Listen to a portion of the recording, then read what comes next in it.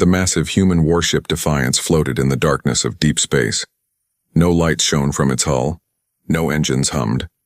It drifted like a dead whale in an endless black ocean. Once the ship had been the pride of humanity's fleet. Now it was just another ghost from a lost war. Captain Tark stood on the bridge of his much smaller ship, the Whisperwind. His four-fingered hand brushed against the smooth scales of his chin as he studied the human vessel through the main viewport. The Defiance had been floating here untouched for over 100 years. "Scans complete, Captain," said Lieutenant Marek from her station. Her voice was soft but clear in the quiet bridge. "No power readings, no life signs. The ship appears completely dead." Tark nodded. "As expected. Prepare the boarding team." The Veil Collective had defeated humans in the Great War many years ago. Earth was now under their control. Most humans lived as servants. But stories said the humans had been working on special weapons near the end of the war. Weapons they never got to use. High Command wanted to know if those stories were true. "Why check this wreck now, after all these years?" asked Marek as they walked to the shuttle bay. "New data from our spies," said Tark. "They found old records about this ship. It was supposed to be destroyed in the final battle, but it wasn't. Someone hid it here on purpose." 4 more soldiers joined them in the shuttle bay.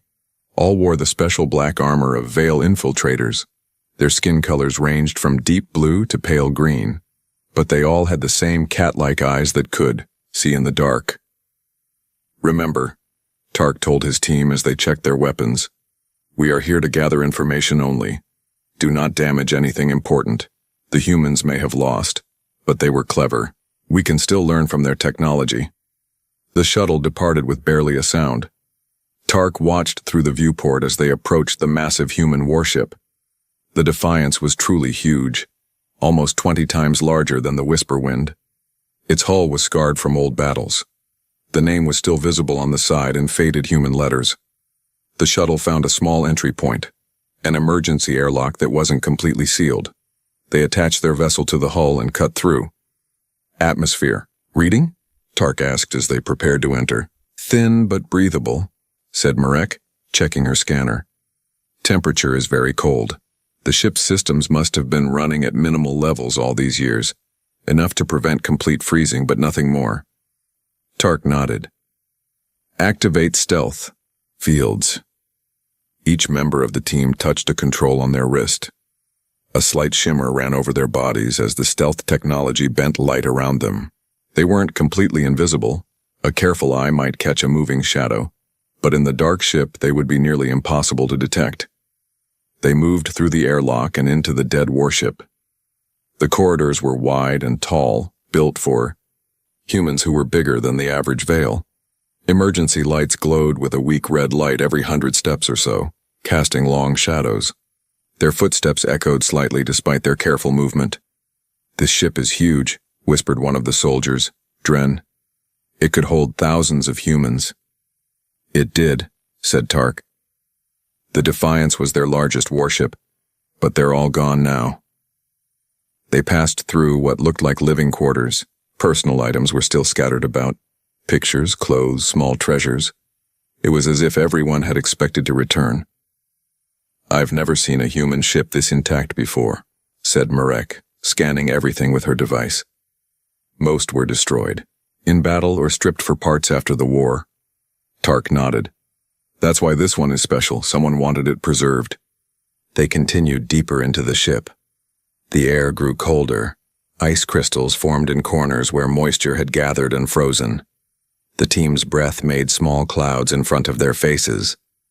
After walking for nearly an hour through the massive ship, they reached a large door. Unlike the others they had passed, this one was sealed tight. "Command deck," said Marek, reading the human writing above the door. "This should have the information we need." 2 soldiers placed small devices on the door lock. The devices hummed quietly as they worked to override the old human security. With a soft click and a hiss of air, the door opened. The command deck was large, with many stations for officers and crew. At the center was the captain's chair, and all around were dark screens and control panels. Everything was covered in a thin layer of frost. "Start downloading data from the main computer," ordered Tark. Look for anything about weapons projects or research. As the team spread out across the command deck, Marek's scanner began to beep softly. "Captain," she said, her voice tense. "I'm detecting a power source. It's faint but active, coming from deep within the ship." Tark frowned. "That's not possible. This ship has been dead for a century."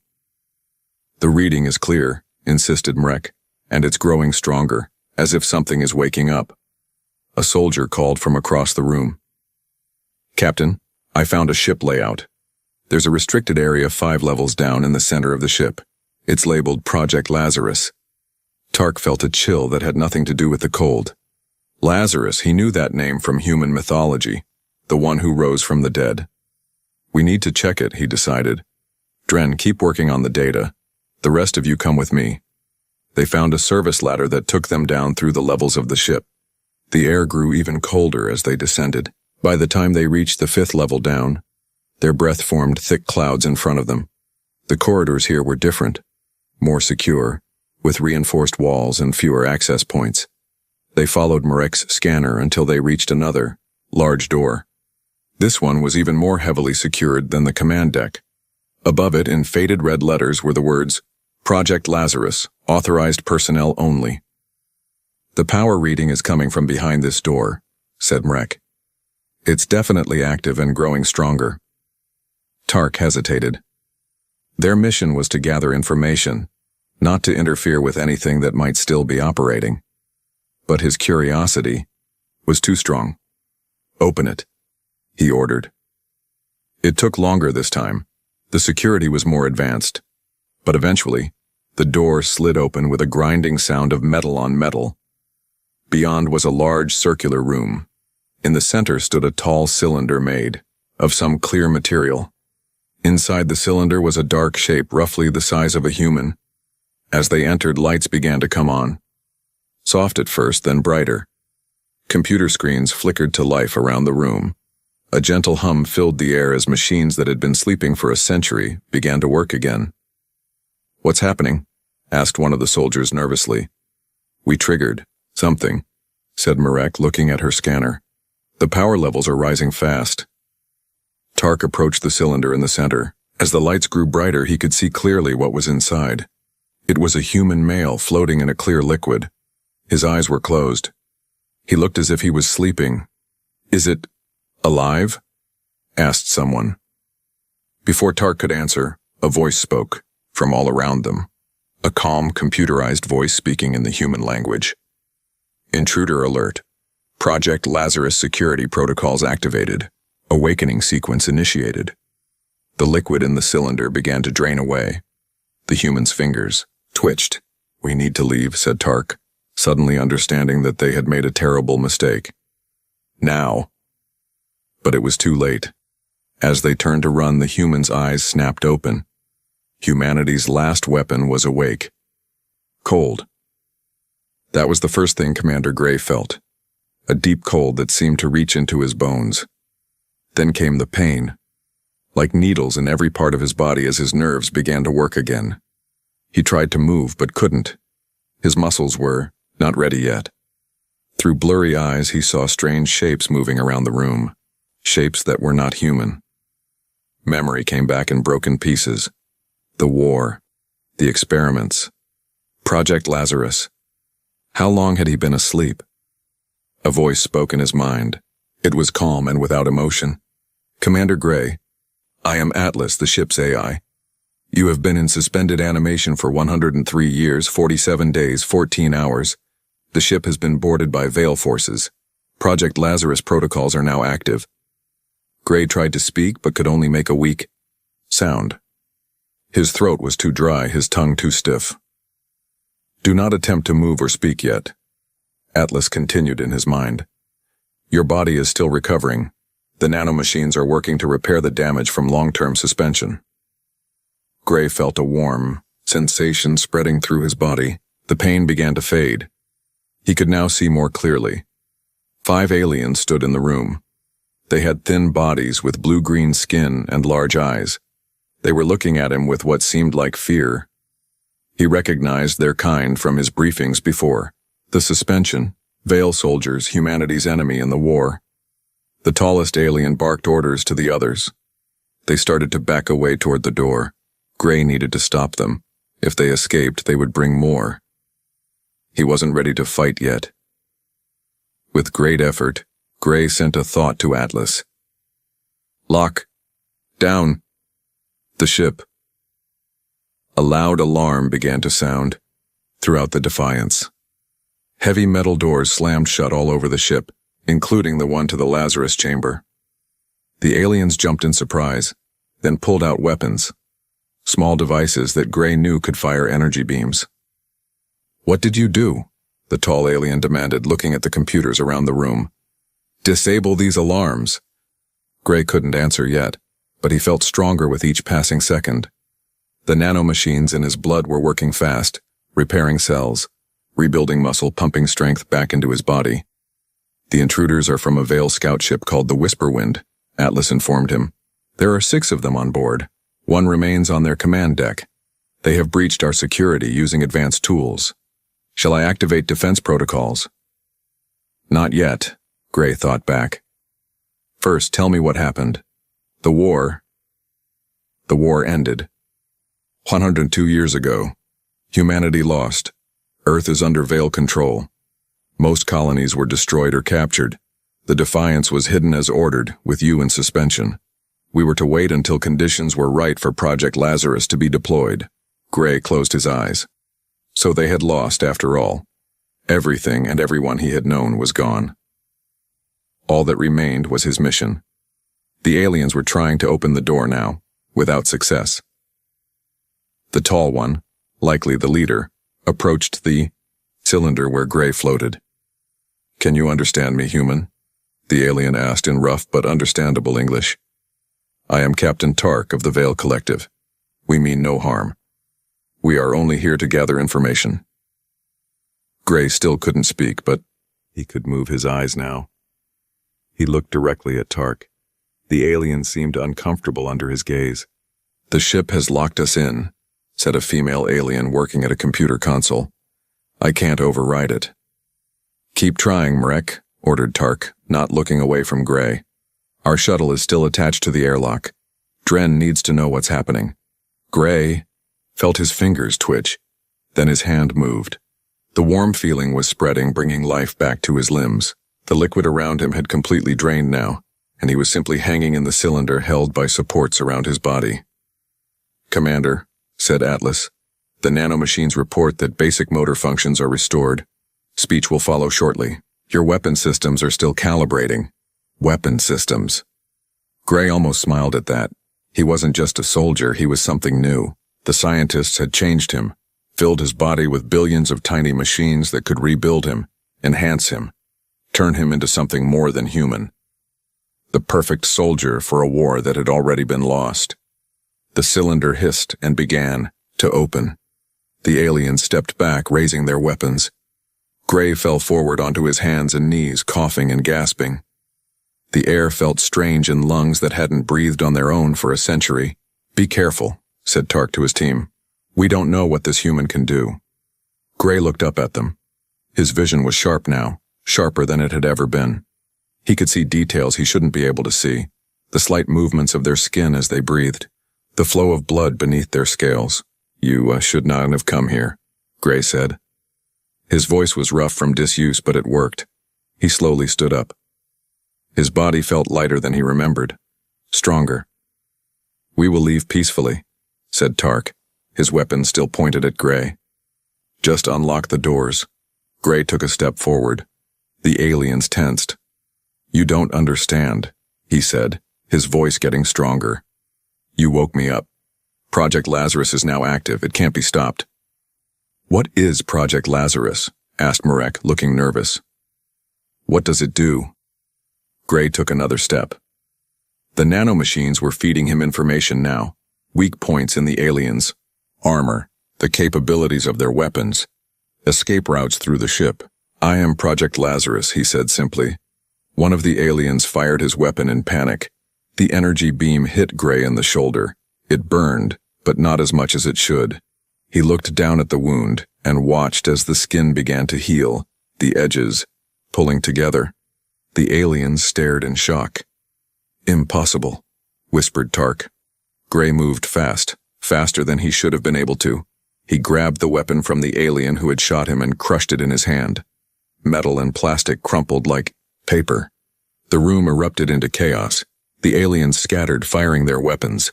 Gray dodged with unnatural speed. He didn't want to kill them, not yet. He needed information first. As he fought, more memories returned. The scientists explaining what they had done to him. How the nanomachines would learn and adapt. How he would be humanity's last hope if all else failed. Gray grabbed Mrek and threw her against the wall, hard enough to stun but not to kill. 2 more aliens tried to flank him.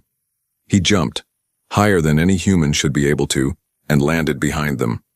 A quick strike to the back of their heads, and they dropped unconscious. Tark and the last soldier backed away, still firing. Gray felt the hits, but the pain was already fading. The nanomachines were learning, adapting to the weapons, making him stronger. "What are you?" Tark asked, true fear in his voice now. "I told you," said Gray, advancing on them. "I am Project Lazarus, humanity's last weapon." The final soldier ran at Gray with some kind of electric baton. Gray caught his arm and twisted. The alien cried out in pain and dropped to his knees. Now only Tark remained, backed against the wall, his weapon empty. "Your people took everything from us," said Gray, his voice calm and cold. "Our world, our future. But they missed something, they missed me." Tark looked around desperately for an escape. There was none. "The war is over, human," he said. "It has been for a century. What do you hope to achieve now? You're alone." Gray smiled, but there was no warmth in it. "I'm going to do what I was made to do. I'm going to give humanity a second chance." He reached out and grabbed Tark by the throat, lifting him off the ground with one hand. "And you," he said, "are going to help me." In the silence that followed, Atlas spoke again in Gray's mind.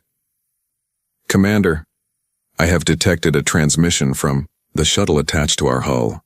The 6th intruder has reported your awakening to their ship." Gray nodded. "Good," he said aloud. "Let them come."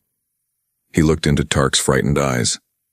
"Your friends will bring more ships, and those ships will bring more, and I will be waiting for all of them." The human smiled again, and in that moment, he didn't look human at all. Project Lazarus has begun. Captain Tark sat on the cold floor of the storage room that had become his prison. His wrists were bound with metal wire, and his weapons were gone. The human had put him here an hour ago, after knocking out the rest of his team. The door slid open. Commander Gray stood there, now dressed in a black uniform he had found somewhere on the ship. He looked different than before, stronger, more alert. His eyes seemed to glow slightly in the dim light. "Your officer Dren has called for backup," Gray said, entering the room. "Your ship, the Whisper Wind, is sending more soldiers. They'll be here in 2 hours." Tark said nothing. He was still trying to understand what he was facing. This human should have been weak after a century in suspension. Instead, he moved like a perfect fighting machine. Gray crouched down in front of him. "I need information, Captain. Tell me about the galaxy now. What happened after the war? How many humans survived?" Tark looked away. "Why should I tell you anything?" "Because I'll find out anyway," Gray said simply. "Your friends will be here soon, but they won't be ready for what's waiting for them." Something in the human's voice made Tark look up. "What are you planning to do?" Gray smiled. "I'm going to take their ship. Then I'm going to find any humans who are still alive. And then I'm going to take back what your people stole from us." Tark laughed, a harsh sound without humor. "Impossible. The Veil controls dozens of star systems.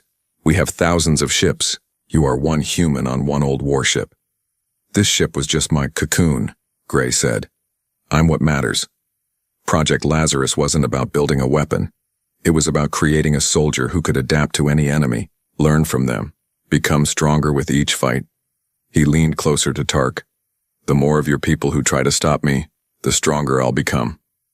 A chill ran down Tark's spine. He had seen how fast the human healed, how quickly he learned to avoid their weapons, If what he said was true, Gray stood up. The Defiance is waking up. Atlas is bringing systems online. When your reinforcements arrive, we'll be ready. He left, the door sliding shut behind him. Tark tested his bonds again. No hope of breaking free. He was trapped here while the human prepared to slaughter his team. Gray walked through the corridors of the Defiance, touching the walls occasionally. The ship felt like an old friend. He had spent years serving on it before agreeing to become part of Project Lazarus. Now it was the last piece of the world he had known. "Commander," Atlas spoke in his mind. "Main power is restored to 43%. Weapons, systems are at 27%. Life support is stable." "Good," Gray said aloud. "What about the ship's memory banks? Did they survive?" "All critical data is intact. I am running diagnostics on the genetic storage facility now." Gray nodded. That was the most important part.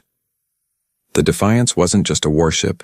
It also carried the seeds of humanity's rebirth, DNA samples, embryos, and the technology to grow them. If that was intact, there was still hope. He reached the bridge and sat in the captain's chair. Screens lit up around him, showing the status of the ship's systems. Through the main viewport, he could see the stars. They looked the same as they had a century ago, cold and distant. "Commander, I have restored internal sensors. I can now track the aliens still aboard." Gray leaned forward. "Show me." A screen displayed a map of the ship. 4 dots representing Tark's team members were in the storage room where Gray had locked them. A 5th dot moved along a corridor 2 levels down. "Dren," Gray said. "The one who stayed on their command deck. He must have come looking for his team." He stood up. Time to begin the hunt. Dren moved carefully through the dark corridor, weapon ready. Something had gone wrong. The ship had suddenly locked down, and he had lost contact with Captain Tark and the others. After waiting for an hour, he had decided to leave the command deck and find them. The ship was different now. Lights were on in some areas. Air was flowing through the vents. It felt like the massive vessel was waking up around him. A sound made him freeze. Footsteps, somewhere ahead. Dren pressed himself against the wall, trying to blend into the shadows. His stealth field was active, making him nearly invisible. The footsteps stopped. Dren held his breath. After a moment, he relaxed slightly. Whatever it was had moved on. "Your stealth technology is impressive," said a voice right next to his ear. Dren spun around, firing his weapon at the empty air. The energy beam hit nothing. Heart racing, he backed away. "But the nanomachines in my eyes can detect the heat from your body," the voice continued, now coming from behind him. Dren turned again, firing wildly. Still nothing. "I can hear your heartbeat," the voice said, now above him. "I can smell your fear." Dren looked up. The human was somehow clinging to the ceiling, looking down at him with those strange glowing eyes. Before Dren could fire again, the human dropped on top of him. They fought briefly, but it was no contest. The human was too fast, too strong. Within seconds, Dren was pinned to the floor, his weapon gone. "Where is your shuttle?" the human asked. Dren struggled but couldn't break free. "Airlock 12, he finally gasped. The human nodded. "Thank you. Now you're going to join your friends." A sharp pain and darkness took Dren. Gray carried the unconscious alien to the storage room and locked him in with the others. That was all of them accounted for. Now he could focus on preparing for the reinforcements. He made his way to Airlock 12, where the alien shuttle was still attached to the Defiance. It was small but sleek, clearly built for speed and stealth. "Commander," Atlas said, "I have accessed the shuttle's systems. It contains valuable data on current Veil technology and star charts." "Download everything," Gray ordered. "Then prepare a surprise for our visitors." He placed small devices at key points inside the shuttle. Devices he had found in the Defiance's armory. They weren't bombs. Gray didn't want to destroy the incoming Veil ship. He wanted to capture it. "The genetic storage facility is intact," Atlas reported as Gray worked. "All samples are viable. The artificial wombs are operational." Gray paused, relief washing over him. That meant he could fulfill his mission even if he found no human survivors. He could restart his species from these stored cells. How long until the Veil reinforcements arrive, he asked. Approximately 90 minutes, based on the transmission data. Gray nodded and finished setting his trap.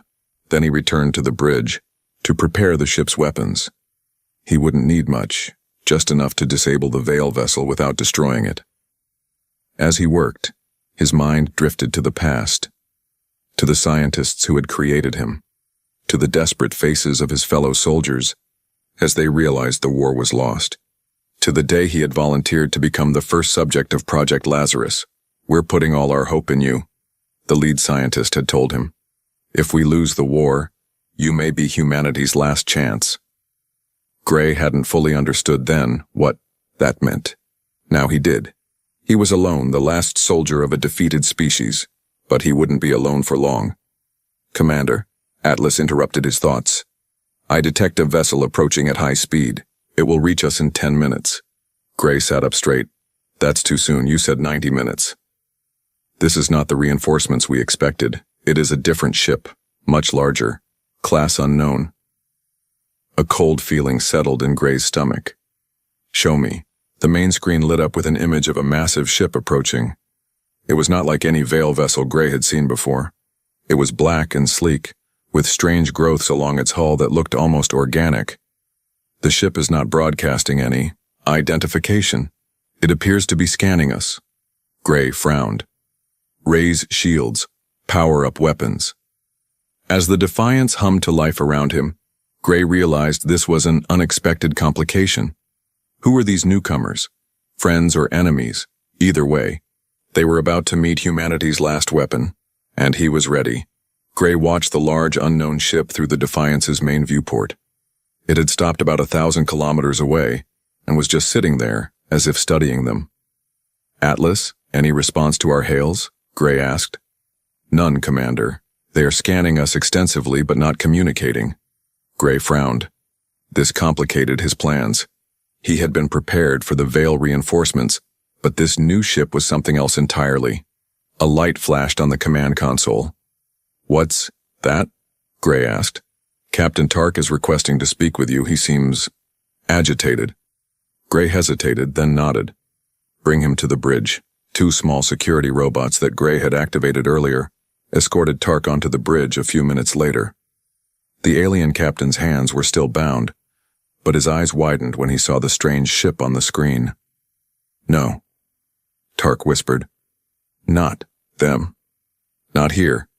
Gray turned to him. "You know this ship?" Tark nodded slowly.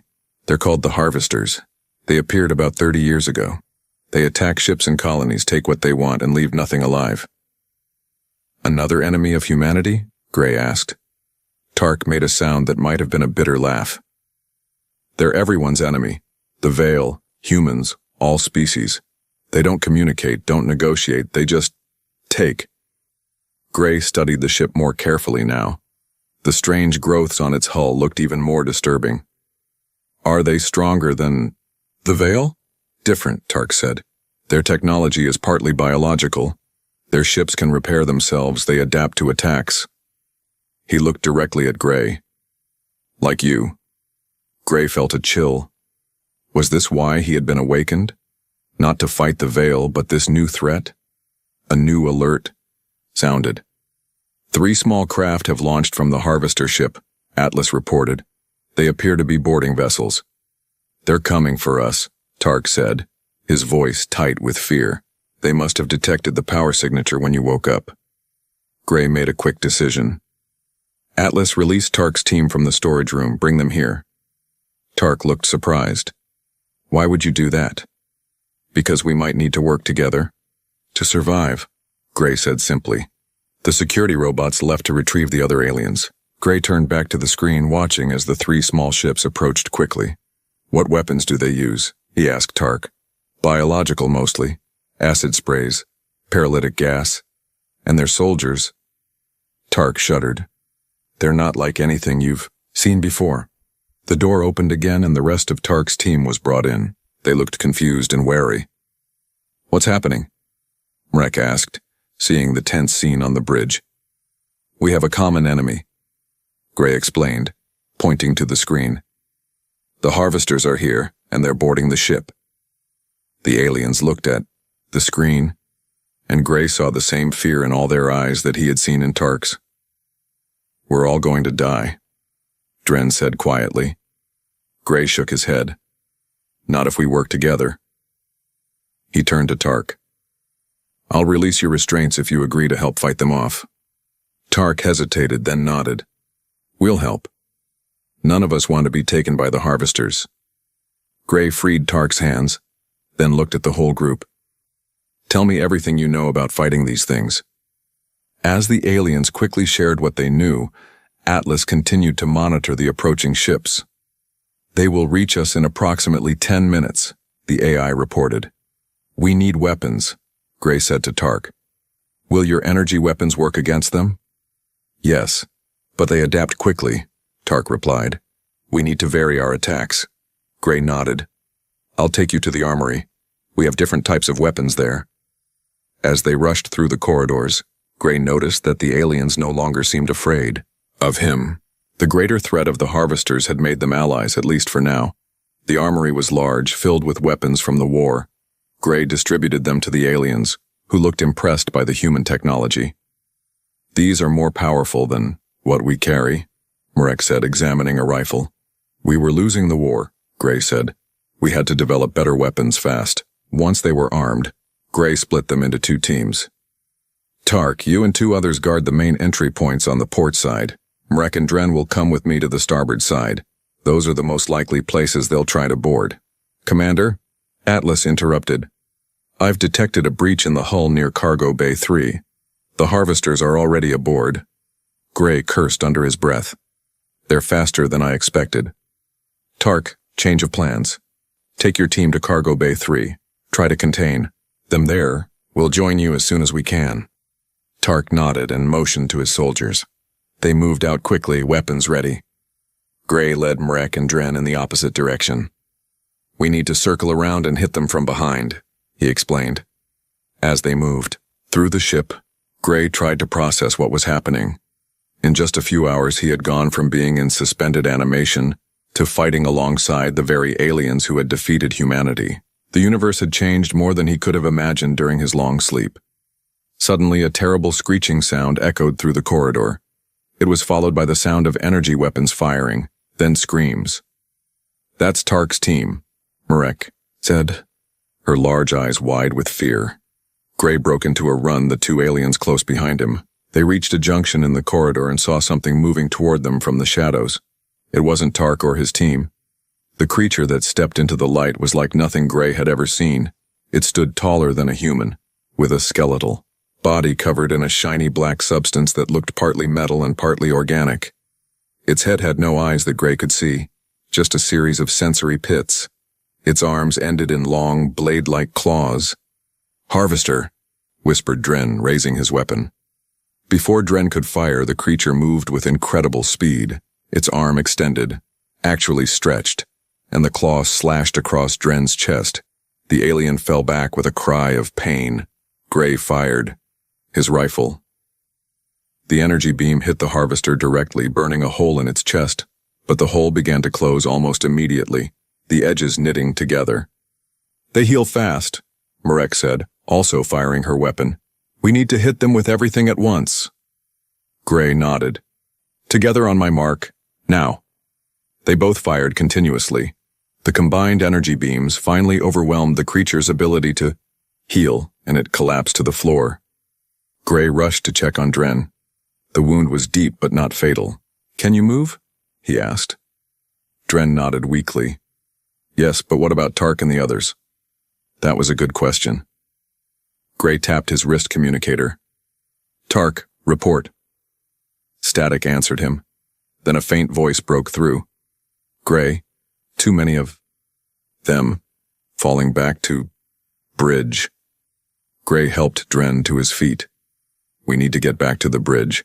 It's the most defensible position." As they made their way through the ship, they encountered 2 more harvesters. Each fight was difficult, even with Gray's enhanced abilities.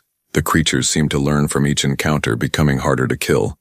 When they finally reached the bridge, they found Tark there with only 1 other member of his team. The third was gone. "Lost him in Cargo Bay 3. Tark said grimly. These things, they don't just kill, they collect. They took his body. Gray sealed the bridge doors. Atlas, status report. I detect 12 harvester life forms aboard the Defiance. More are coming. Their main ship is moving closer. Can we jump to hyperspace? Gray asked. Negative. The hyperdrive needs another hour to charge after being dormant for so long. Gray looked at the 4 aliens who now stood with him against this new threat. Former enemies united by a greater danger. We need to do more than just survive this, he said. We need to understand them, learn why they're here, what they want. Tark looked at him curiously. Why? What does it matter what they want? They're going to kill us all. Gray shook his head. If we can understand them, maybe we can stop them. Not just here, but everywhere. He looked at the screen showing the massive harvester ship. This is bigger than our old war now. This is about survival for all our species. Tark was quiet for a moment, then nodded slowly. You're right. He hesitated, then added, Maybe that's why we found you. Why you were awakened now. Gray hadn't considered that. Was this the real purpose of Project Lazarus? Not to save humanity from the Veil, but to save all species from this new threat? The bridge doors shuddered as something heavy slammed against them. They're here, Mrek said. Gray readied his weapon. Then let's show them what we can do together. The bridge doors shook again as the harvesters pounded on them from outside. Gray, Tark, Mrek, and the 2 remaining Veil soldiers stood ready, weapons aimed at the entrance. The doors won't hold much longer, Tark said grimly. Gray nodded. His mind was racing, trying to find a way out of this trap. The nanomachines in his blood were working overtime, feeding him information, analyzing the situation. Atlas, he called out. Can you seal off the bridge with emergency force fields? Negative, Commander. That system is still offline. A large dent appeared in the metal door. The harvesters were getting closer to breaking through. Gray looked around. The bridge, his enhanced vision taking in every detail. Then he noticed something.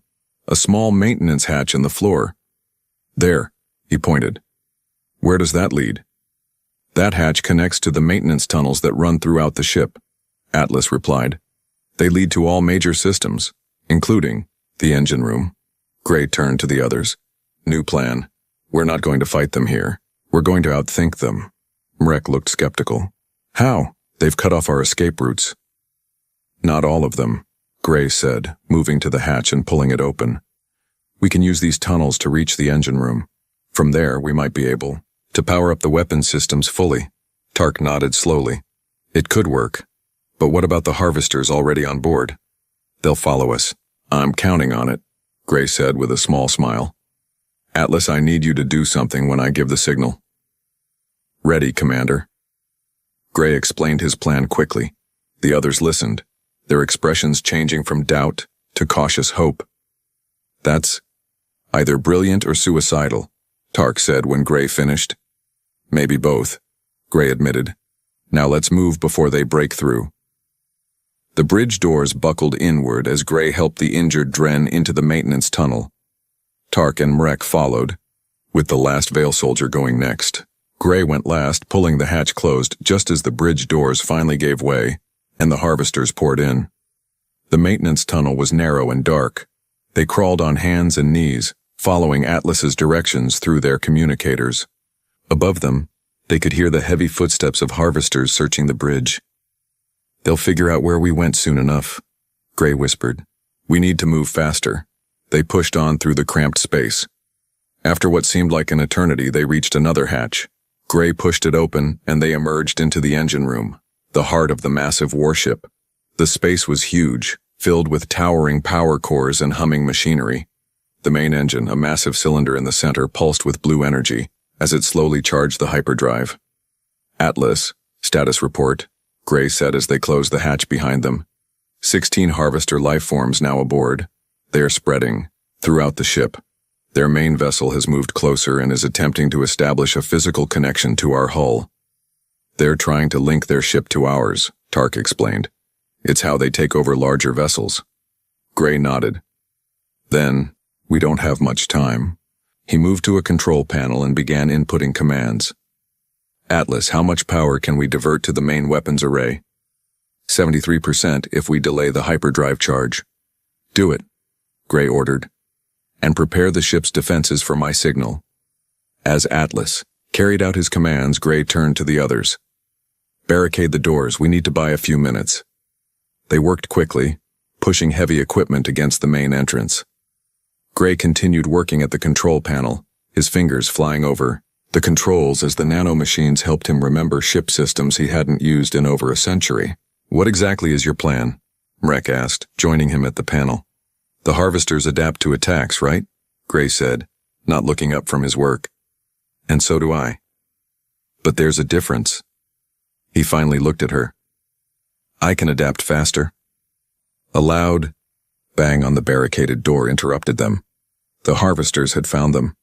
They're here, Tark called, raising his weapon. Gray finished his work at the panel and moved to stand beside the others. Remember the plan. When I give the signal, head for the escape pods. The barricade shuddered as the harvesters hammered at it. Pieces of metal began to give way. Gray, Tark said suddenly, if we don't make it, I want you to know something. The war with humans. Many of us didn't want it. There were those in the Veil who sought peace. Gray looked at him in surprise. Why are you telling me this now? Because you should know, Tark said simply. The past doesn't have to define the future. Before Gray could respond, the barricade collapsed. 3 harvester creatures burst into the engine room, their blade-like claws extended. Now, Gray shouted, firing his weapon. The others fired too, their combined shots briefly overwhelming the first harvester. But the other 2 rushed forward, moving faster than seemed possible. Gray met them head-on. The nanomachines had been studying the harvesters through his eyes, learning their weaknesses. Now they flowed through his muscles, making him faster, stronger. He dodged a swipe from a blade-like arm and struck back, his fist connecting with the creature's head. The impact would have broken his hand if not for the nanomachines reinforcing his bones. Go! He shouted to the others as he fought. Get to the escape pods. Tark hesitated, then nodded.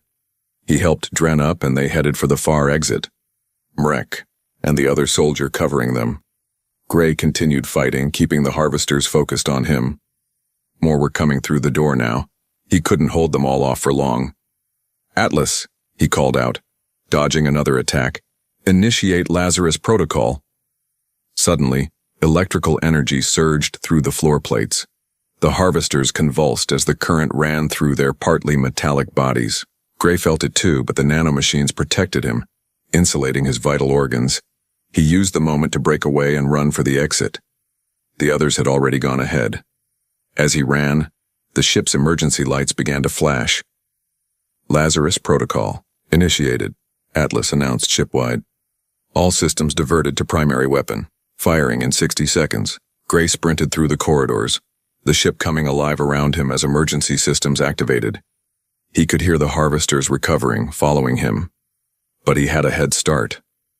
He reached the escape pod bay just as Tark was helping the last of his team inside a pod. Gray, Tark called. Hurry. Gray jumped inside, and Tark sealed the door behind him. Through the small viewport, they could see harvesters appearing at the end of the corridor. Launch, Gray ordered. The pod shot away from the Defiance with a violent jerk. As they gained distance, they could see the massive harvester ship through the viewport. It had attached itself to the Defiance like a parasite, dark tendrils extending from its hull to connect with the human vessel. Will it work? Mrek asked quietly. We'll know soon, Gray replied. They watched in tense silence. Then, suddenly, the Defiance began to glow. Energy built up around its main weapon array, growing brighter and brighter. Lazarus Protocol complete. Atlas's voice came through their communicators. Weapon firing. Goodbye, Commander. A blinding beam of energy erupted from the Defiance, cutting straight through the harvester ship. For a moment, nothing happened. Then both ships exploded in a massive ball of light. The shockwave hit their escape pod, sending it tumbling. Gray and the aliens were thrown against the walls, Alarms blared as emergency systems struggled to stabilize them. When the pod finally stopped spinning, they looked out at the debris field where the two ships had been. "You sacrificed your ship," Tark said softly. "Your people's legacy." Gray shook his head. "Not all of it." He tapped a small device on his wrist. "Before we left, I downloaded Atlas's core memory and the genetic database. Everything we need is here." "What now?" asked Marek. Gray looked at Tark. "You said there were those among your people who wanted peace with humans. Take me to them." Tark was quiet for a moment, then nodded. "I will. But the harvesters, there are more of them out there." "I know," Gray said, "and we'll face them together." He looked down at his hands, feeling the nanomachines coursing through his veins. "That's why I was created, not just to save humanity, but to help all species survive." As the small pod drifted in space, Gray looked out at the stars. They were the same stars he had known a century ago, but the galaxy was different now, and so was he. Project Lazarus wasn't just about awakening a weapon, it was about awakening hope. "Set course for the nearest Vale outpost," Gray told Tark. "We have work to do." Humanity's last weapon had become something more, the beginning of a new chapter for all species in the galaxy. The end. The massive underground chamber stretched nearly half a kilometer across, carved from solid bedrock beneath the mountains of what was once called North America. 5,000 humans sat in perfect stillness, their breathing synchronized, their minds quiet. This was the silent worship, a tradition maintained for 3 centuries since the Great Conflict. Tom shifted slightly on his stone seat, careful not to make a sound. At 22, this was his 100th time participating in the ceremony. His mentor, Jack, sat beside him, eyes closed, back straight despite his 70 years. The old man had never explained why they continued this practice, only that it was the most important duty humans could perform. "The silence keeps us safe," Jack always said. "Remember that." The chamber was lit only by soft blue lights embedded in the walls, casting long shadows across the gathered people. No one spoke. No one moved. The only sound was the gentle hum of the air circulation system keeping the vast space breathable. 2 kilometers above them, the surface of Earth appeared, mostly abandoned. Small settlements dotted the landscape, humans living simple lives, farming, building, and maintaining the old technologies without developing new ones. To any observer, humanity seemed to have abandoned its earlier dreams of expansion and progress. This was exactly what they wanted the universe to believe. Commander Rax stood on the bridge of the scout vessel Distant Reach, studying the blue-green planet below. His gray skin reflected the glow of the ship's instruments as his 4 eyes blinked in sequence, a sign of deep thought among his species. "Another primitive world," said his second-in-command, Dren. "Barely worth conquering." Rax turned his elongated head. The records show they once had promising technology, then they simply stopped advancing. The visitors, as they called themselves, had conquered 17 systems over the past century. Their strategy was efficient. Identify developing civilizations, assess their technology and resources, then quickly overwhelm them before they could pose any threat. They had never encountered serious resistance. "Our scans detect unusual energy patterns underground," said the science officer Lin. "Regular gatherings of humans in massive chambers.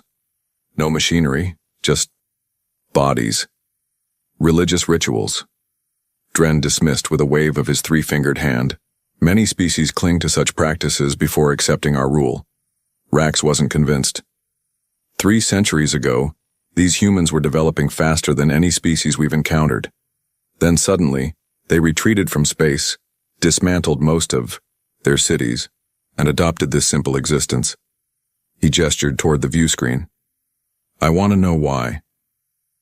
"The High Command expects our report in 7 rotations," Dren reminded him. "We should focus on cataloging resources, not studying primitive customs." "We will do both," Rax decided. "Prepare a surface team. We'll observe one of these gatherings." The silent worship continued as it always did. Hour 3 passed into hour 4. Some of the younger participants struggled to maintain their discipline, but the weight of tradition kept them still. In the center of the chamber, a simple stone pedestal stood empty, the focal point toward which everyone faced.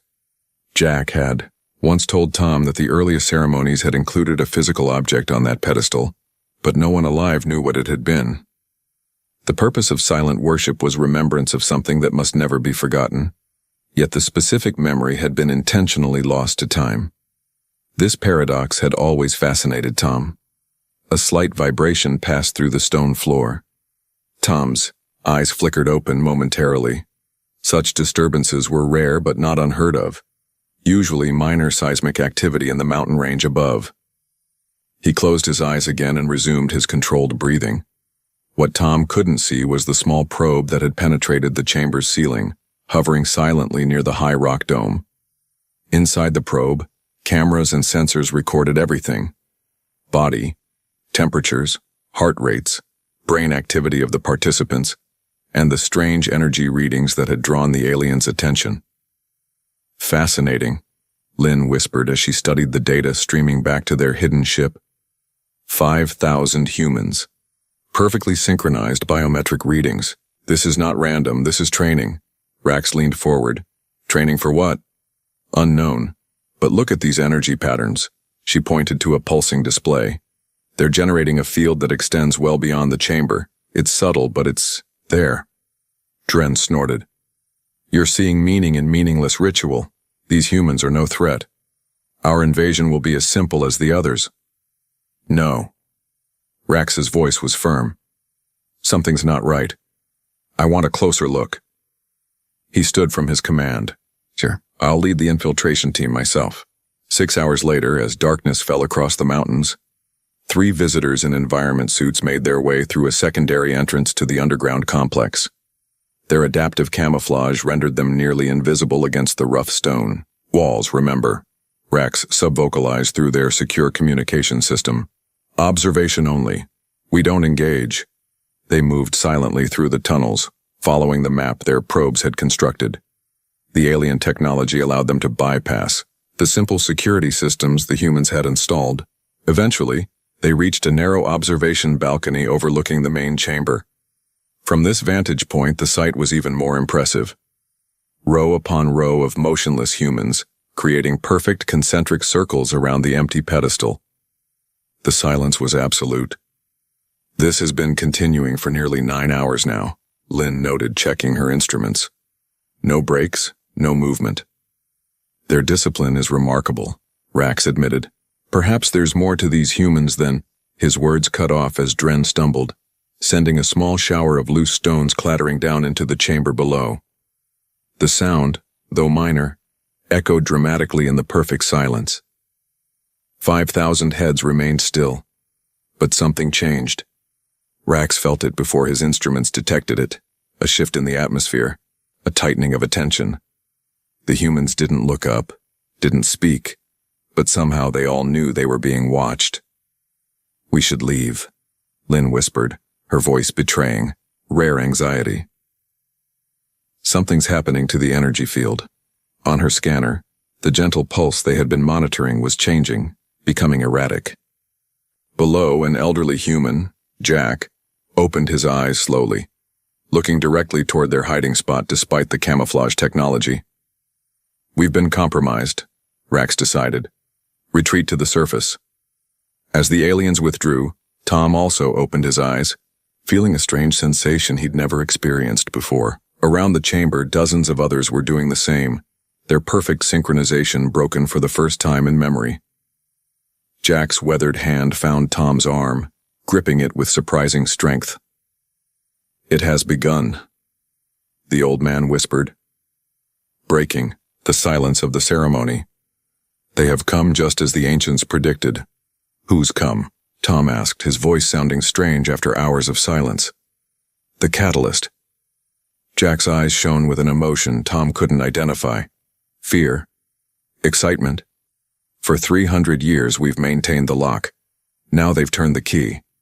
Across the chamber, a young woman named Kate, wearing the insignia of the Earth Defense Corps, was already on her feet, speaking urgently into a communication device.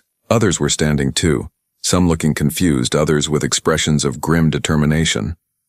On the empty pedestal at the center, a faint blue glow had appeared, growing stronger by the second. "What's happening?" Tom asked, feeling an odd pressure building behind his eyes. Jack stood, pulling Tom up with him. The silent worship was never just a ceremony, boy. It was a containment protocol. He looked around at the growing chaos as more people broke formation. And now it's failing. Above them, racing back to their ship, the three aliens didn't yet realize what they had done. They had not merely observed a human ritual, they had disrupted the careful balance that had kept humanity's greatest power dormant for centuries. The final weapon was beginning to wake. The morning after the disruption, chaos reigned in the underground complex. People who had maintained perfect discipline for generations now moved frantically through the corridors, their voices creating a constant buzz that had not been heard in these halls for centuries. Tom followed Jack through the crowd, struggling to keep up with the old man's surprisingly quick pace. His head throbbed with a strange pressure that had started during the ceremony and hadn't stopped since. "Jack, please.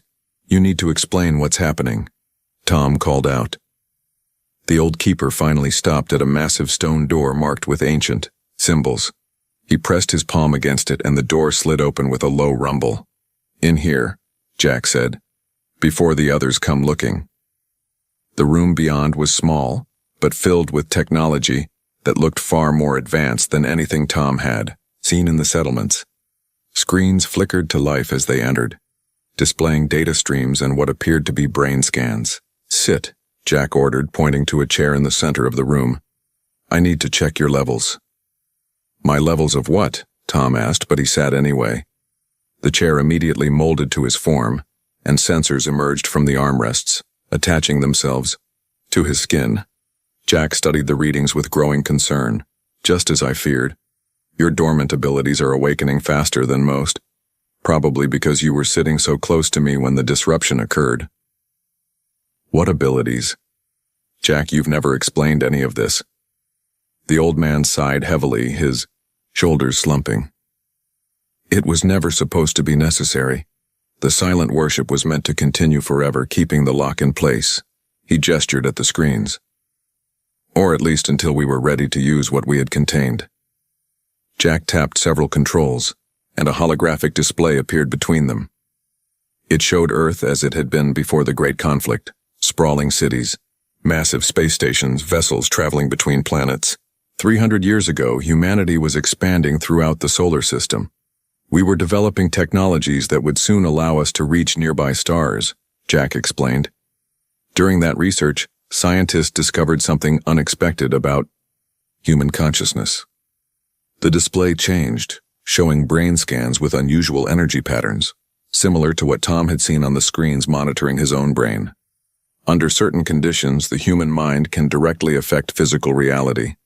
Telekinesis, telepathy, energy manipulation, abilities that had been dismissed as myths suddenly had scientific basis, Jack continued.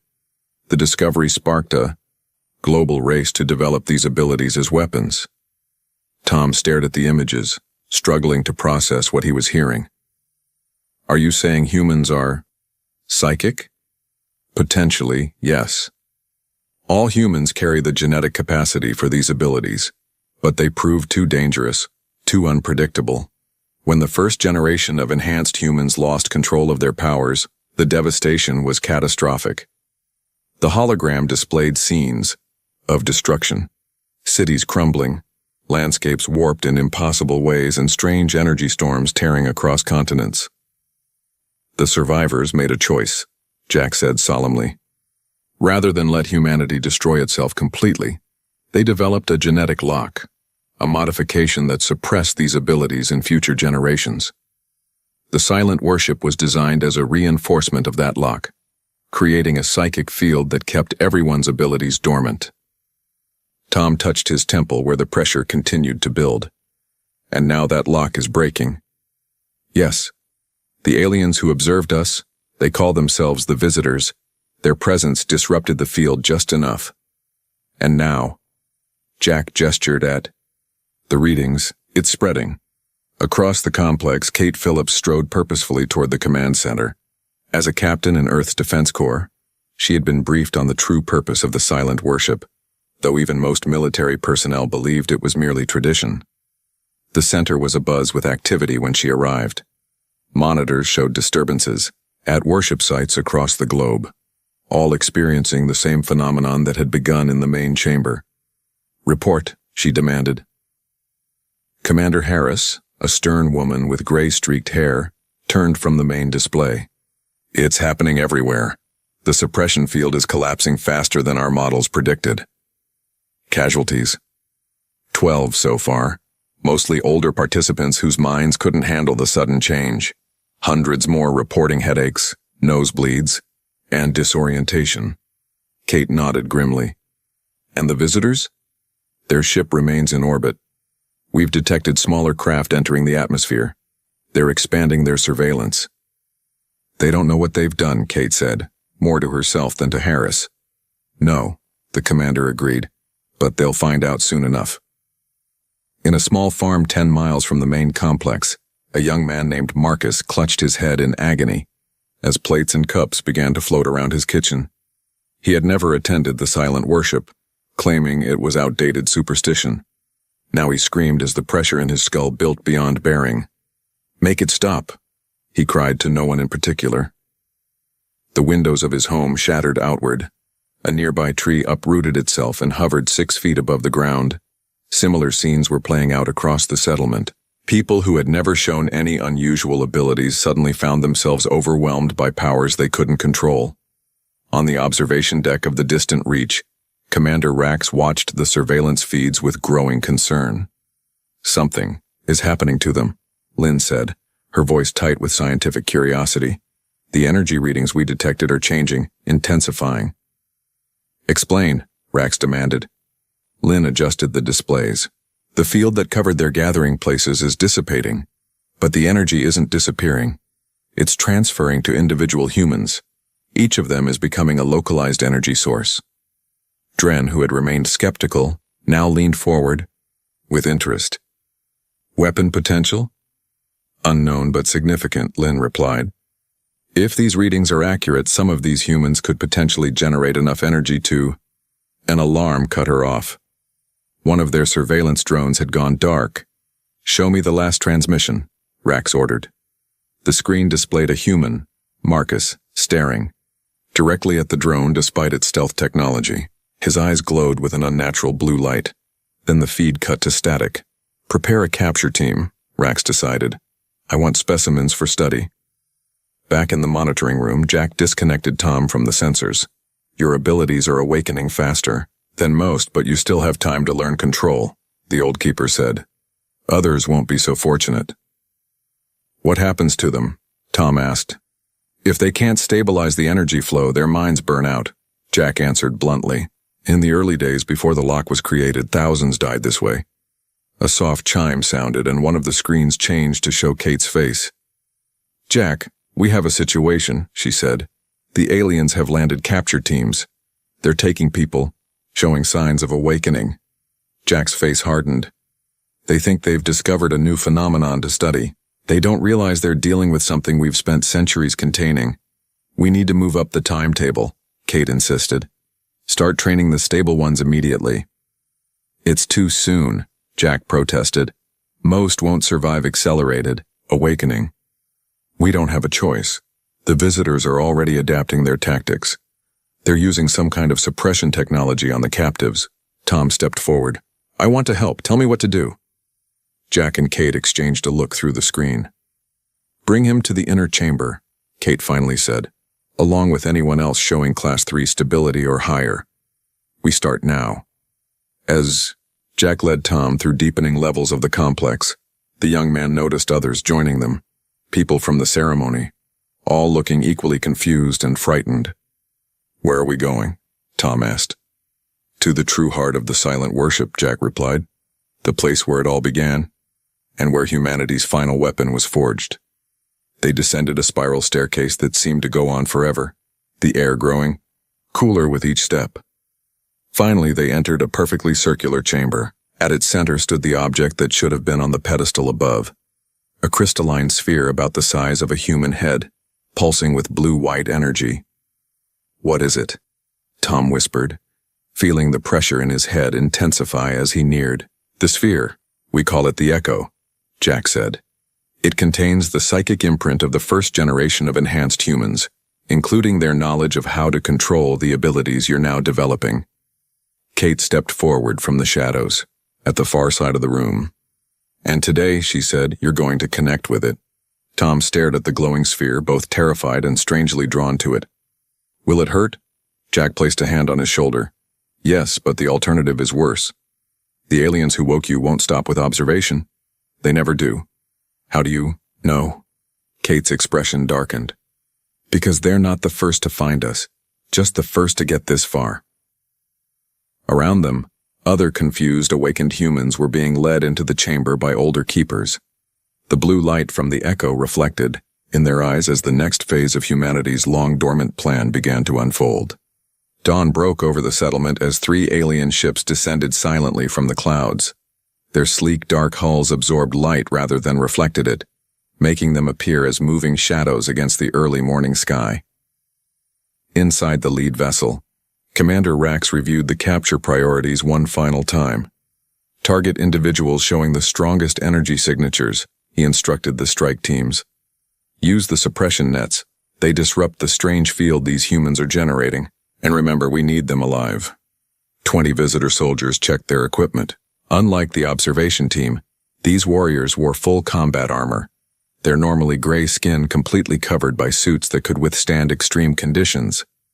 Each carried a specialized weapon designed to incapacitate rather than kill. "The High Command is particularly interested in this development," Rax continued. "These humans may possess an ability we've never encountered before.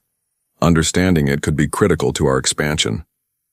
Lynn, who had joined the capture team as scientific advisor, studied her scanner. "The energy signatures are constantly shifting. Some are growing stronger by the hour.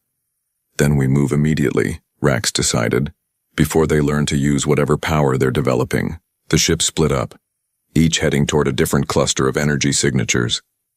In the underground inner chamber, Tom's hands shook as he faced the glowing Echo. 20 other awakened humans formed a circle around the crystalline sphere, all looking equally terrified and confused. Kate stood at a control panel making final adjustments. "The process is simple in theory," she explained. "The Echo contains the combined knowledge of the first awakened.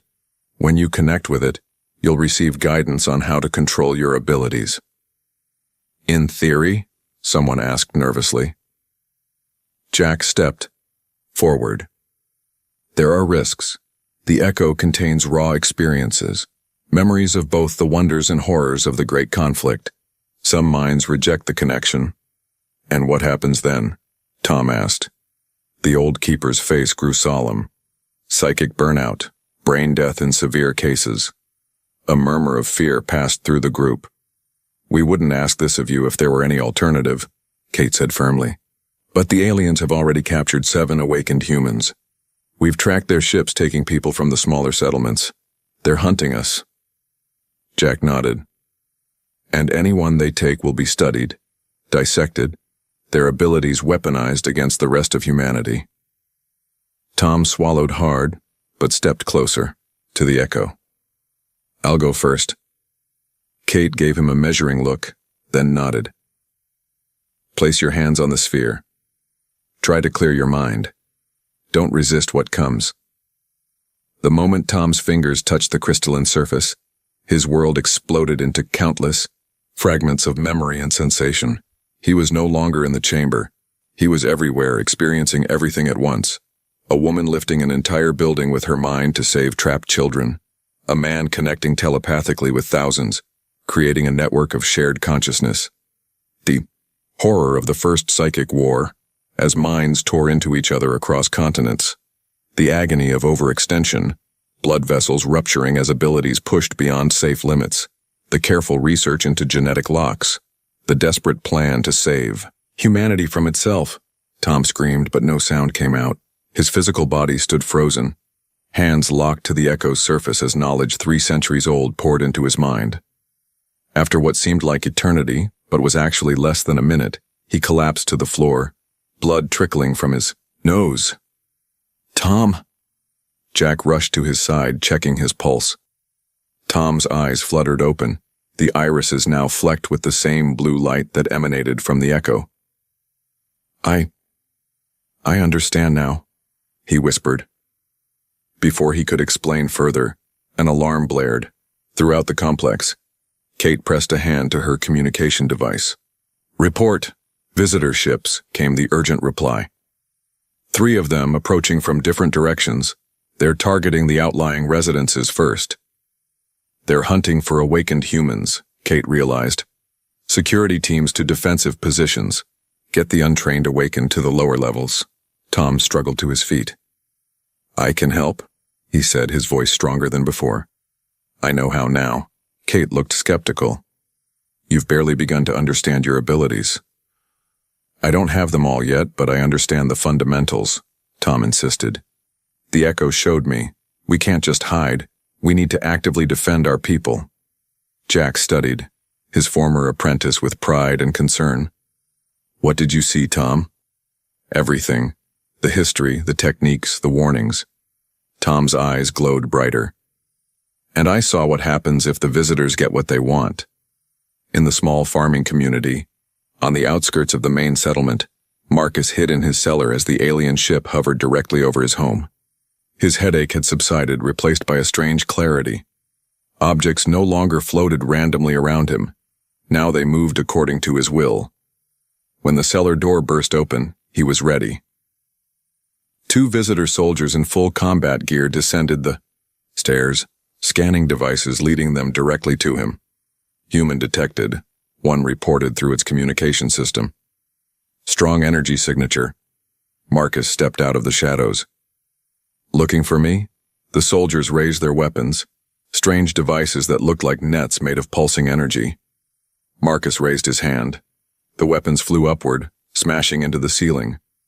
The soldiers charged, but Marcus felt the power surging through him. With a thought, he lifted both aliens off the ground. They struggled in midair, their armor suddenly seeming heavy and constricting. "You shouldn't have come here," Marcus said, surprised by the coldness in his own voice. He tightened his mental grip. The armor began to buckle inward. Before he could finish the deadly squeeze, a voice cut through his concentration. "Stop!" Tom stood at the top of the cellar stairs, Jack and 2 security officers behind him. "Don't kill them," Tom said, descending slowly. "We need information." Marcus hesitated, then lowered the aliens to the ground, still holding them immobile. "They were going to take me." "I know. They've taken others already." Tom approached one of the soldiers and placed his hand on its helmet. He closed his eyes, concentrating. Images flowed into his mind. The ship above. Other capture teams spread across the region, racks giving orders, the high command demanding specimens. And deeper, something more disturbing. Memories of other worlds, conquered, other species subjugated or eliminated. Tom pulled his hand away, gasping. They've done this 17 times before. Invaded developing worlds, taken what they wanted, eliminated any resistance. He looked at Jack. They were planning the same for Earth even before they discovered the awakenings. Jack nodded grimly. Then we've awakened just in time. A loud crash shook the farmhouse above them.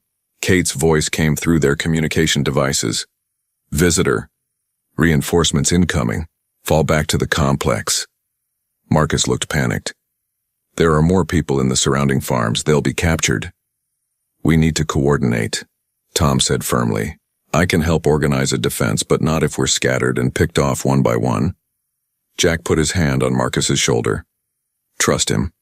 What he experienced with the Echo, it's given him insights the rest of us don't have yet." After a moment's hesitation, Marcus nodded. He released his mental hold on the 2 soldiers who collapsed unconscious to the floor. "What about them?" he asked. "Leave them," Tom replied. "They'll report what they saw.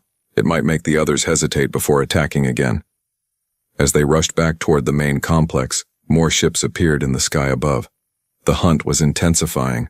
On the bridge of the distant reach, Commander Rax received the reports with growing concern. 4 capture teams lost contact, Lin summarized. The last transmission showed a human demonstrating telekinetic abilities far beyond what we anticipated. Impossible, Dren scoffed. No species develop such abilities naturally. This wasn't natural, Rack said quietly. Remember the chambers, the ceremonies? They've been containing this power, controlling it. He turned to his weapons officer. Prepare orbital strikes on the largest underground complexes. If we can't capture this power, we must eliminate it. Lin looked alarmed. The High Command ordered specimens, not elimination. The situation has changed, Rax replied coldly. These humans are not merely developing abilities. They already know how to use them. That suggests this is not a new discovery, but a deliberate defensive activation. You mean they knew we were coming? Dren asked incredulously. Not us specifically, but they were prepared for something. Rax studied the planet below with new respect and caution. Begin the bombardment in 1 hour. Target their largest underground structures first. As the visitors prepared their attack deep within the Earth complex, Tom stood once more before the echo. This time, he wasn't alone. 20 more awakened humans had successfully connected with the ancient knowledge source, their eyes now bearing the same blue flecks as his. They're planning an orbital strike, Tom announced, the information coming to him through a new awareness that extended beyond normal senses. We don't have much time. Kate looked grim. Our conventional defenses can't stop their ships. No, Tom agreed. But we can. He turned to the circle of newly awakened humans. It's time to form the first link in 300 years. Jack's eyes widened. The link? Are you certain? That's the most dangerous technique. It's what led to the catastrophes of the Great Conflict. It's also our only hope, Tom replied. Together, our minds united, we might generate enough power to create a shield. Around the chamber, the awakened looked at each other with mixture of fear and determination. None of them had sought this power, this responsibility. But now, as humanity's final weapon began to truly awaken, they had no choice but to master it, or perish in the attempt. The inner chamber hummed with energy as Tom arranged the awakened humans in a precise formation around the echo. 24 individuals stood in concentric circles, their faces tense with concentration. At the center, Tom placed his hands on the crystalline sphere, which now pulsed with light in rhythm with his heartbeat. The link isn't just combining our abilities, he explained, his voice steady despite the pressure building inside his skull.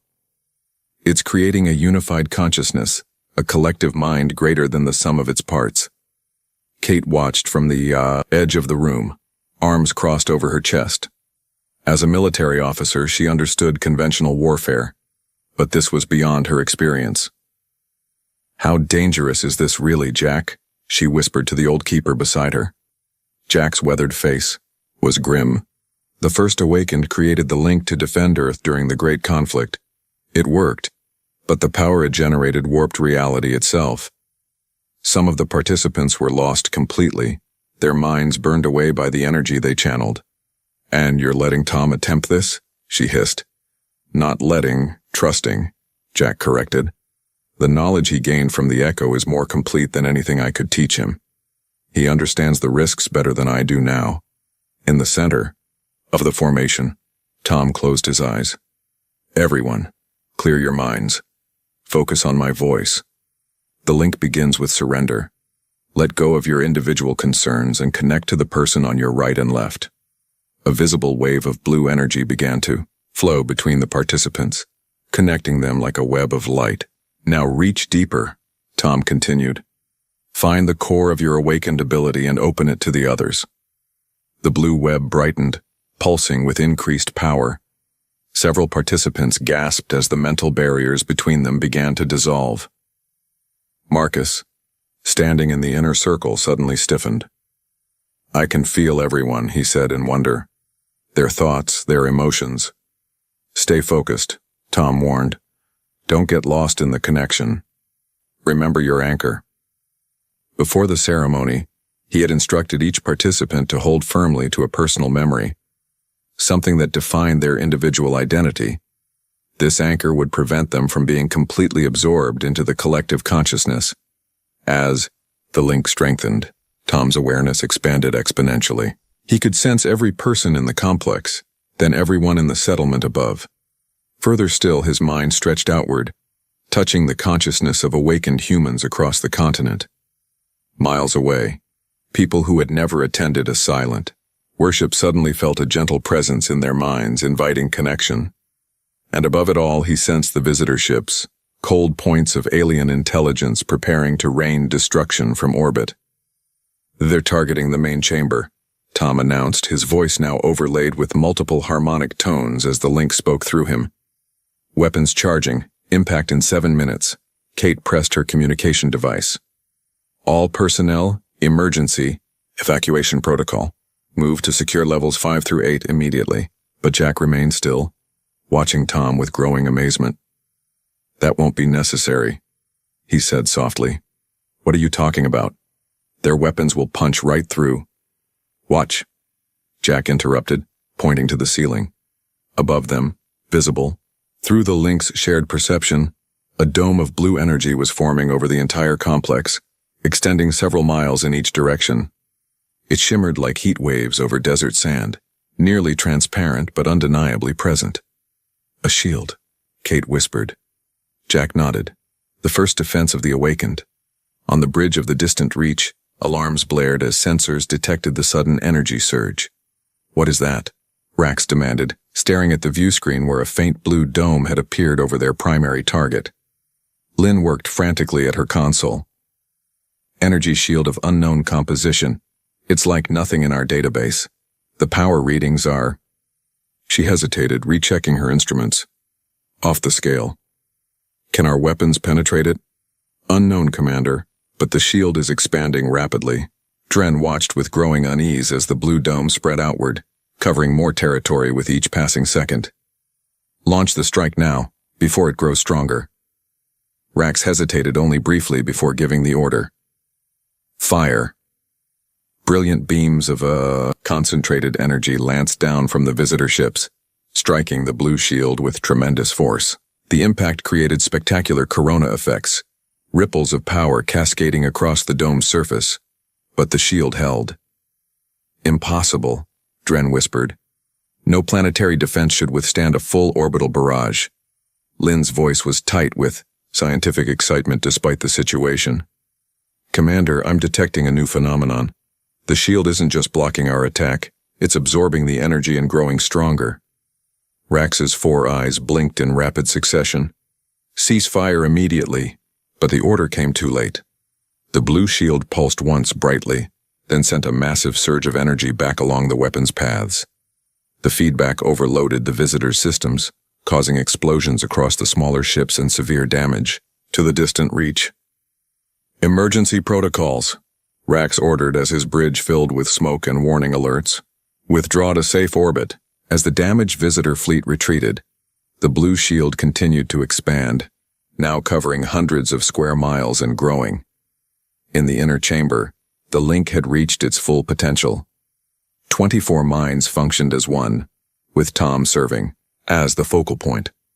Through their combined consciousness, they perceived far beyond normal human limits, and what they saw astonished them. "The markers," Tom said, his voice reverberating with the power of the collective. "They're everywhere." The link's awareness had expanded to cosmic scale, allowing them to perceive something hidden in plain sight. Ancient warning beacons placed around Earth's solar system and dozens of nearby stars. "Placed by who?" Kate asked, her voice seeming distant and small compared to the harmonics of the link. "By us," Jack answered, understanding dawning on his weathered face. "By humanity, before the lock." Through the link, Tom accessed deeper memories stored within the echo, knowledge that had been hidden from even the keepers for centuries. "Earth wasn't always our only home," the link spoke through him. Before the Great Conflict, humanity had spread to nearby star systems. When the psychic abilities first manifested, when the destruction began, outposts were established throughout local space.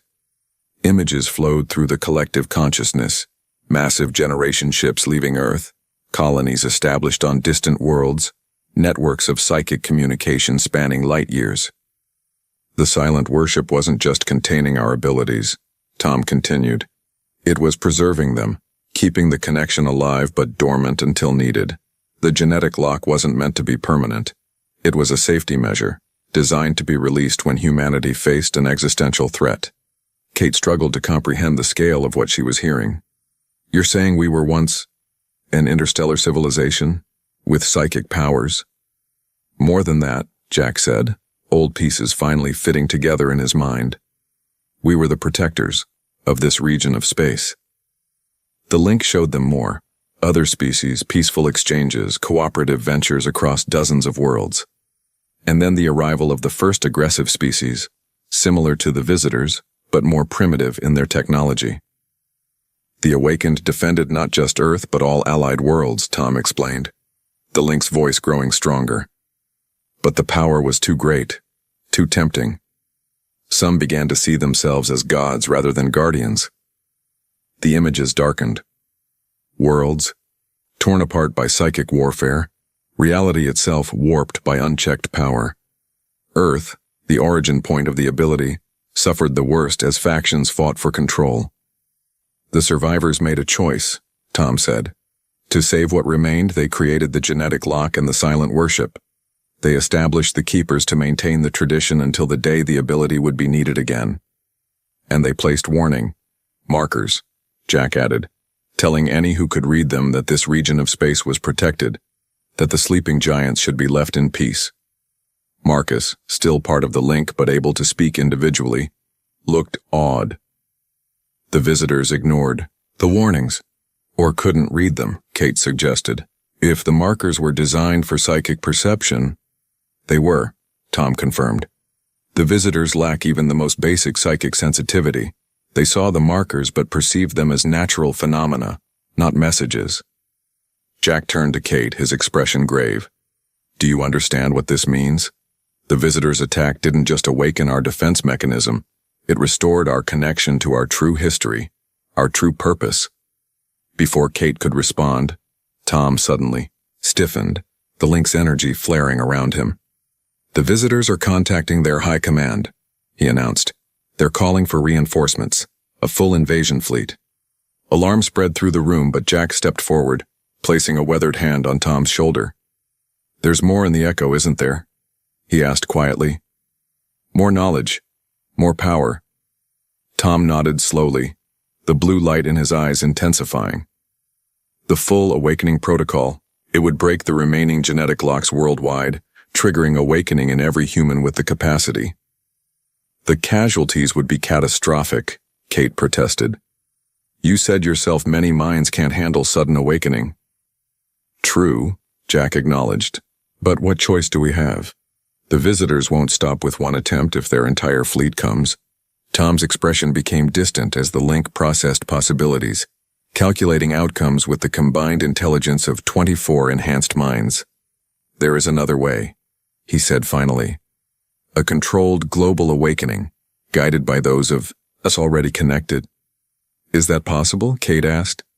Difficult, but yes, Tom replied. The first awakened designed fail-safes for exactly this scenario, but it will require sacrifice. He turned to Jack, his expression somber. Someone must serve as the conduit for the initial pulse, channeling enough energy to reach every human simultaneously. Understanding dawned on Jack's face. And no one could survive being that conduit. Tom nodded slowly. The echo contains the procedure. A single keeper must connect directly to its core, becoming a living amplifier for the awakening signal. I'll do it, Jack said without hesitation. It's what I've prepared for my entire life, though I never knew it until now. Kate started to protest, but Jack silenced her with a raised hand. My time is nearly done anyway, and this is the purpose of all our generations of keeping the silence. He smiled sadly. To speak again, when the time was right. As the link maintained the shield against potential further attacks, preparations began for humanity's full reawakening. The final weapon, not a device of destruction but the collective consciousness of an entire species, was about to be completely unleashed after 3 centuries of slumber. And high above Earth, the visitor fleet regrouped, still unaware that they had not merely disturbed a primitive religious ritual, but had triggered the return of the greatest power their kind had ever encountered. 3 days after the failed orbital strike, Earth appeared deceptively calm from space. The blue shield had contracted, now covering only the major underground complexes. To the approaching visitor reinforcements, it might have seemed that the initial threat was contained. They were gravely mistaken. In the deepest level of the main complex, preparations for the global awakening reached their final stage. The inner chamber had been transformed, with the Echo now suspended above a circular platform where Jack stood alone. Concentric rings of awakened humans surrounded him, their minds linked in a vast supporting network. Tom stood at the innermost circle, the strain of maintaining the link evident on his face. 48 minds now connected through him, twice the original number as more humans successfully underwent the awakening process. The visitor fleet will reach Earth orbit in approximately 6 hours, he announced, the link's harmonic voice echoing through the chamber. 7 capital ships, 22 support vessels.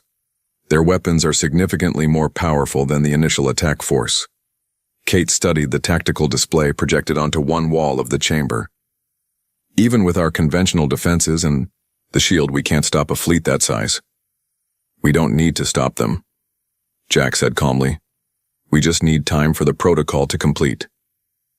The old keeper looked different now, more vibrant despite his years, his eyes glowing with the same blue light that marked all the awakened. He had spent decades maintaining the silent worship, never fully understanding its purpose. Now, in his final hours, he had found perfect clarity. The Echo is ready, he said. The amplification circuits are calibrated. Once activated, the pulse will reach every human on Earth simultaneously. Tom stepped forward, breaking formation briefly to stand before his mentor. Jack, there must be another way. The link is growing stronger. Maybe if we wait, gather more awakened. Jack shook his head. The calculations are clear. We need a global response to face this threat. He placed a hand on Tom's shoulder. This was always my destination, though I didn't know it. The keepers have prepared for generations, passing down the knowledge, maintaining the silent worship. Now we understand why. Tom embraced the old man, fighting back tears. I'll make sure it wasn't in vain. I know you will. Jack stepped away, moving to the center of the platform. Begin the sequence. Kate took her position at the control system. Despite not being awakened herself, her military training made her the ideal operator for the technical aspects of the protocol. Energy channeling systems online, bioconnectors active. The Echo began to pulse more rapidly, its light synchronizing with Jack's heartbeat. Fine tendrils of blue energy extended from the sphere, connecting to specific points on Jack's body, forehead, throat, chest, palms. Neural interface established, Kate reported. Power levels rising. Jack closed his eyes, his face serene despite the enormous energies beginning to flow through him. I can feel them, he whispered. All of them. Every human mind on Earth. Final authorization required, Kate said, looking to Tom. There was a moment of hesitation, a final acknowledgement of what they were about to unleash. Then Tom nodded. Proceed. Kate pressed her palm against the activation plate. Global Awakening Protocol initiated. The Echo flared with blinding light as Jack's body arched backward, becoming a living conduit for powers that had been dormant for centuries. Blue energy coursed through him, amplified 1,000-fold, then radiated outward in an expanding sphere that passed through walls, earth, and ocean, as if they were not there. Around the world, humans stopped in mid-motion as the wave touched them. In fields and factories, in homes and schools, 7 billion people simultaneously experienced the same momentary connection, a gentle but insistent awakening, calling forth abilities long suppressed by the genetic lock. Not all would develop full abilities. The Echo's designers had been wiser this time, creating safeguards that would limit awakening based on individual capacity. But everyone would feel the connection, the awareness that humanity was more than they had believed. In the chamber, Jack's physical form began to lose cohesion, turning translucent as the energies consumed him. Still he stood, channeling the power until the pulse had completed its global journey. "It is done," he said, his voice no longer coming from his dissolving body, but resonating directly in the minds of everyone present. Then, with a final smile, Jack vanished entirely, his consciousness merging with the echo itself, becoming part of the collective knowledge that would guide the newly awakened. Tom felt the connection break, a sensation like a great weight lifted from his shoulders. The link remained, but Jack's presence within it was gone. Kate looked up from her console, tears streaking her face despite her military composure. Energy pulse complete, global distribution at 97% effectiveness. "And Jack?" Marcus asked softly. "He's everywhere now," Tom answered, touching the echo gently. "Part of all of us." There was no time for further mourning. The tactical display flashed with new warnings as the visitor fleet entered final approach. "There, moving into attack formation," Kate reported. "Weapons systems charging. They'll be in range in 19 minutes. Tom straightened, facing the gathered awakened. "It's time to show them who we really are." Commander Rack stood on the bridge of the flagship Sovereign Will, a vessel 10 times the size of his damaged scout ship. Around him the military might of the Visitor Empire prepared to subjugate yet another world. "Scans confirm the defensive shield is limited to these regions," reported the tactical officer, highlighting several areas on the global display. "Our combined firepower should overwhelm them quickly."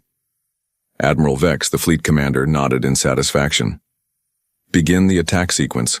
Target their shield generators first, then their population centers. Standard conquest protocol." Rax hesitated. "Admiral, I recommend caution. These humans have demonstrated abilities we don't fully understand. Your failure to capture specimens has been noted, Commander." Vex replied coldly. "Stand aside and observe how a proper military operation is conducted." As the fleet moved into firing position, something unexpected appeared on their sensors, thousands of small energy signatures rising from Earth's surface. "What are those?" Vex demanded. The sensor officer adjusted his instruments. "Impossible. They appear to be humans, Admiral, flying without vehicles." Outside the viewports they could see them now, glowing figures ascending through the atmosphere, surrounded by blue auras that protected them from the vacuum of space. Thousands of awakened humans, their abilities now fully active, rising to meet the invasion fleet. "Open fire," Vex ordered, panic edging into his voice.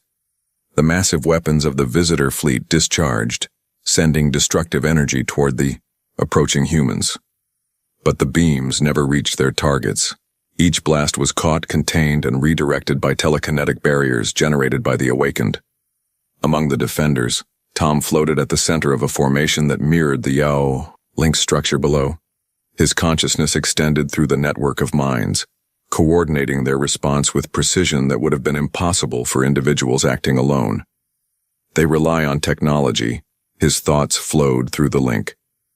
"We are the technology." The awakened responded as one, extending their combined telekinetic grip to the nearest visitor ships. Metal groaned as invisible forces compressed hull plating. Engines sputtered and died as their internal components were gently but firmly disassembled. On the flagship's bridge, systems failed in cascading sequence. Even the artificial gravity fluctuated, leaving the visitors floating helplessly. "What is happening?" Vex demanded, clinging to his command chair. Rax watched through the viewport as the awakened humans approached, their expressions not angry or vengeful, but determined. "They're showing us the difference between conquest and defense," he said softly. "This is why the markers were placed." "What markers? What are you talking about?" Vex snapped. Before Rax could answer, the bridge view screen activated on its own. Tom's face appeared, his eyes glowing with blue light. "This ends now," he said, his voice somehow transmitting despite the ship's communications being offline. "Your invasion fleet is disabled. You will not be harmed, but you will leave this system immediately." Vex snarled in defiance. "The visitor Empire does not retreat. This planet will be—" His voice cut off as Tom raised a hand. not choking or harming the Admiral, simply preventing sound from leaving his mouth. "You misunderstand," Tom continued calmly. "This is not a negotiation. Through the link, we have accessed your navigation systems. Your ships are already being redirected home." Indeed, across the fleet, engines were reactivating, turning the massive vessels away from Earth. No amount of manual override from the crews had any effect. "When you return," Tom said, "you will deliver a message to your high command. This region of space is protected. It always has been.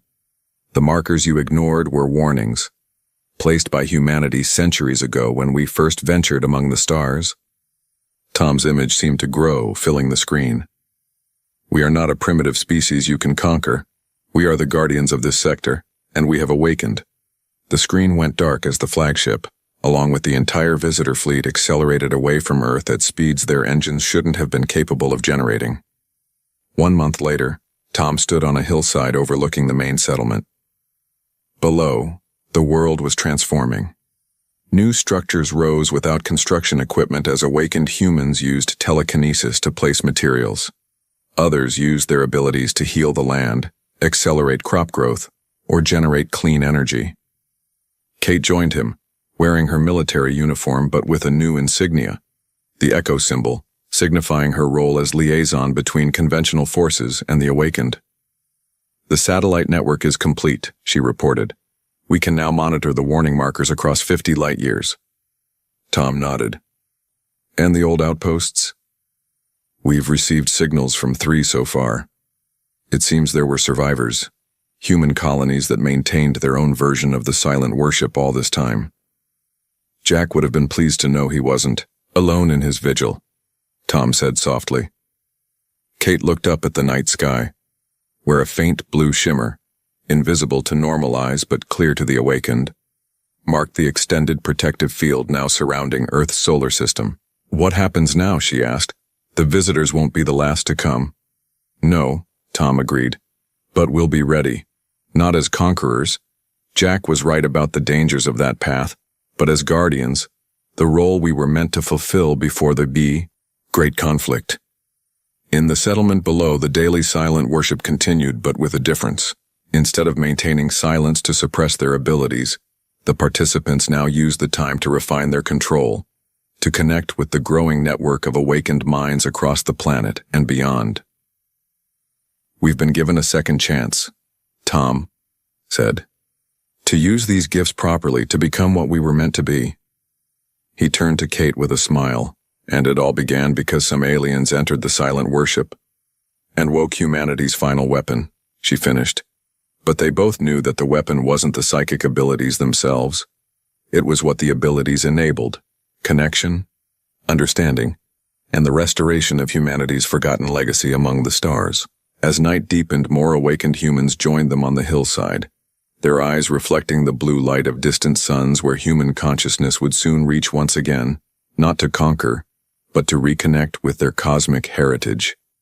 And, somewhere within the collective awareness that now spanned the globe, Jack's consciousness continued to guide them, his lifetime of keeping the silence finally rewarded with the universe of voices he had helped to awaken.